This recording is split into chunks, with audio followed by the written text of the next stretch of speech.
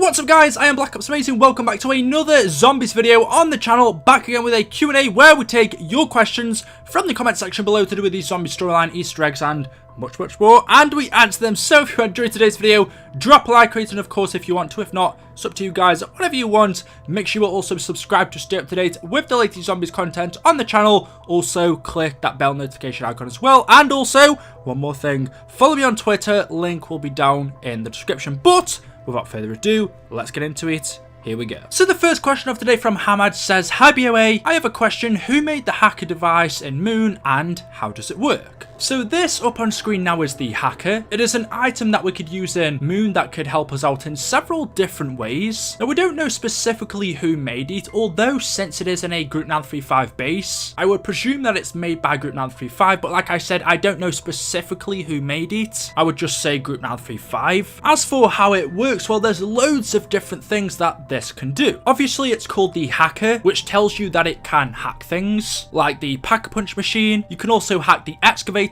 which is useful. You can hack doors, meaning you can open any door for just 200 points, but it does actually take 32 seconds to open a door. So you can also hack windows, players. You may be thinking, Eli, how exactly can you hack a player? Well, by doing this, it allows you to transfer points to someone else who needs it. You can also hack the mystery box, which means that it'll stay in that position longer than usual instead of disappearing. And also, I believe you can hack it to re-roll it for 600 points instead of the normal 950. You can also hack things like wall guns. You can hack the perk machines, which if you buy a perk and then hack it, you've got to get your money back. You can hack power-ups to change them, and I believe the only power-up you can get is a max ammo, so you can turn any power-up into a max ammo, and you can also do a few other smaller things as well. But that's exactly what the hacker does. It's a very useful device. Yes, it does take some time to use. It does take time to hack these things, but it is very useful. Like I said, we don't know specifically who made it, but I would say Group 935. The next question from Avery M says, "What do you think is the most important map for the storyline?" I think it's Shadowman Origins, because that's where the crew met. Love the videos, keep it up. Well, as I've said before, they're all as important as one another, but if there's one map that would really affect the storyline, then I think I would go the Giant, or Derice. That was the main headquarters for Group 935. That was also the place where Richtofen began to turn crazy. He teleported to the moon, touched the MPD, and then he turned evil in Derice. That was also the main place where they were creating the zombies. It was where Group 935 started. It's where they joined with the Nazis, and of course, where Richtofen trapped Maxis and Samantha in the teleporter and then sent them away. And let's also not forget, Derice was also the facility that Richtofen brought Takio, Nikolai, and Dempsey back to when they were locked in their stasis chambers. So in my opinion, I think Derice is the most important, but like I said, they're all important in their own way. You could say Origins, that's where the Primus crew met. It's also where Maxis died, and that's also the map where Maxis and Samantha traveled to the house to Dr. Monty. Then of course you could say maybe Mob of the Dead's more important, or as you said, Shiki no Numa. It's really up to you. They're all as important as one another, but personally I'd say Derice. The next question says, "Both the Shadowman and the Margwa appear from a purple cloud. Does that mean that they are more closely related than we thought?" Well, I wouldn't say they're related, but they do both belong to the same group. They're both apothecans. I believe the reason they both appear from a purple cloud is because they can both teleport, whereas the other apothecans, like the meatball things or the parasites, just follow you around. Whereas both the Shadowman and the Margwa can teleport. I believe that's why we see the purple cloud. I don't think it's because they're related. They're not like brother and sister or anything. They're just both apothecans and both have the same teleportation ability. The next question of today says, "Why is the JD Easter egg no longer in zombies?" So this is a good question, and it's something that I only noticed the other day. If we go back to the original zombies maps in World at War and Black Ops 1, on a couple of maps like Derice and Kino der Toten, you will see written on the wall are the initials JD. Here it is on Derice, kind of in the background here, and then we go over to Kino der Toten, written on the wall by Samantha's name. You can see again are the initials JD.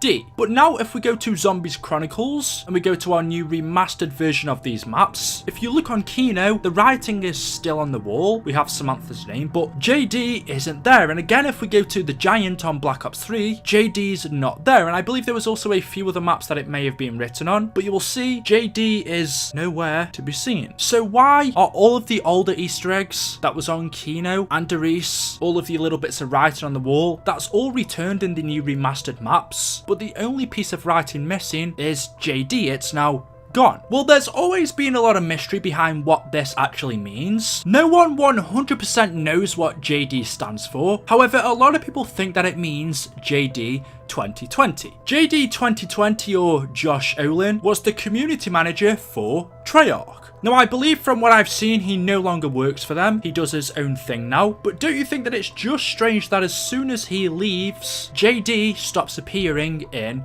Zombies? Now, admittedly, it was also in Black Ops 2 on Transit. On the back of T.E.D., you can also see JD there as well. I'm not exactly sure specifically when he stopped working for them, but if his initials appear in Black Ops 2, then I'm assuming he still worked for them during Black Ops 2 and only left during the end of that and when Black Ops 3 was being made, which would explain why his initials are no longer on these maps for Black Ops 3, because he didn't work there. Being the community manager in charge of pretty much everything, it seems like he decided to put his initials in these Zombies maps as an Easter egg. And then obviously with him no longer working for Treyarch, they haven't put his initials on the remastered maps, well, because he doesn't work there. He hasn't made the remastered maps, so why would they? It doesn't make sense. That seems to be the reason why this Easter egg is no longer in Zombies. Of course, it isn't confirmed, so it could always mean something else. These initials could stand for something that we don't know. A lot of people also thought that JD stood for J Delgado. On the boards in the Giant, you can see Delgado's principle or work. I'm not exactly sure what that guy does, something to do with science, I believe. So there's a very small chance that maybe it was to do with that. That doesn't really make sense. Why would they write his initials on these maps? More than likely, I think it was the old community manager that used to work for Treyarch. That's why his name was on the older maps, and since he no longer works for them anymore, well, there's no reason for them to put his initials on the new remastered maps since he didn't work on them. That's just what I think, but let me know your ideas in the comment section below. YouTube Squad says, do you think any of the Black Ops 4 Zombies maps will have an open world like Transit? Well, I thought before we had any information on BO4 Zombies that it's possible that for our first map, just like Transit, we could be getting something similar. A kind of open world map with a transport system that takes us around. Now, I know that a lot of people didn't like that map. It is one of the worst Zombies maps that we've had. Treyarch also know that as well. They have acknowledged that Transit was a pretty bad map. It was an experiment of theirs. It didn't really work out how they intended. So Treyarch knew, and they even said themselves that Transit wasn't what they wanted. So would they experiment again with something like that in Black Ops 4? I mean, they could learn from the mistakes of BO4, know not to put fog in there. Don't freaking ever do that again. Don't put any denizens in there. Never do that again. I mean, apart from that, Transit wasn't terrible. I think the thing that made it bad was the fog. That was the main thing in my opinion, and also maybe the amount of buildables in there was a little bit too much. But besides from that, I really think if those weren't in the maps, if pack-a-punching wasn't so difficult, if the wonder weapon wasn't so terrible, if that map just had no fog, no denizens, less buildables, and a good wonder weapon, actually I think it'd be pretty good, because the design of it was interesting. It was a